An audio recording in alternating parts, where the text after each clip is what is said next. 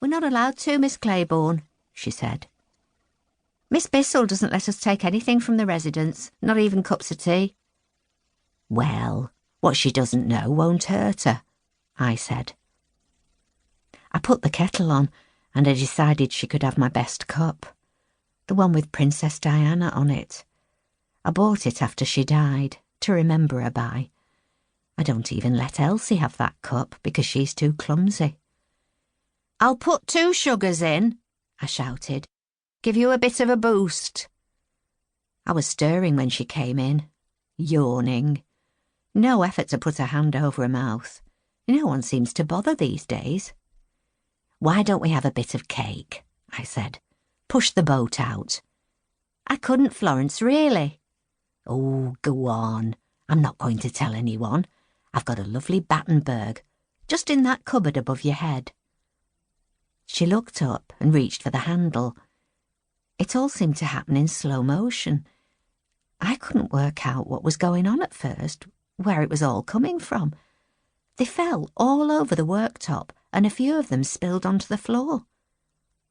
The girl stood in silence. "I didn't buy all those," I said.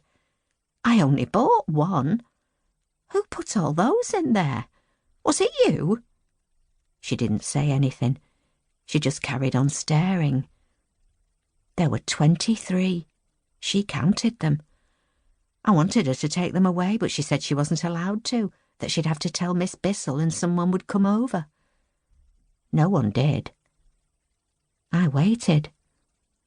In the end, I had to go outside because I couldn't stand it any longer. It was the smell. The marzipan. Yeah, it's funny, because I used to love the smell of marzipan. It reminded me of Christmas and mixing bowls and my mother dusted in flour and smiling. Now, the smell filled the whole flat and it made me feel sick. I even sat in the bathroom with the door shut to get away from it, but it crept in somehow. I could taste it. Jack had gone off with Chris somewhere and I couldn't find Elsie, so I decided to sit on a bench until someone came to take them away. "Are you all right, Florence?" It was the handyman. Big talker, little doer, always appears slightly confused. Wears training shoes, although he doesn't look the type who sees the inside of a gymnasium very often. "It's Simon," he said. Simon, that's it. I would have got there if he'd given me a bit more time. "It's a bit cold," he said, "to be sitting out here on your own." "Does it make it any warmer if you sit out here with someone else?" I said. He didn't answer, although I thought it was a perfectly reasonable question. "It does old people good to get fresh air," I said. "I read about it in a magazine." "I was just worried you were getting a bit too much of it," he said. I studied his face. I've never been very good at guessing ages, but I thought he might be about 40. Elsie says I guess the same for everybody, but I've found it suits most people. His face wasn't wrinkled, but his thinking had begun to make lines around his eyes. I sometimes wondered if you were supposed to think more as you got older, and so the lines were just there to make it easier for your face to fall into a thought. "You need a shave, Simon," I said. I didn't know it had come out. Sometimes I think the words stay in my head, but then I look at people's faces and realise my mouth has opened and set them all free. Simon just laughed. "I think you're probably right," he said.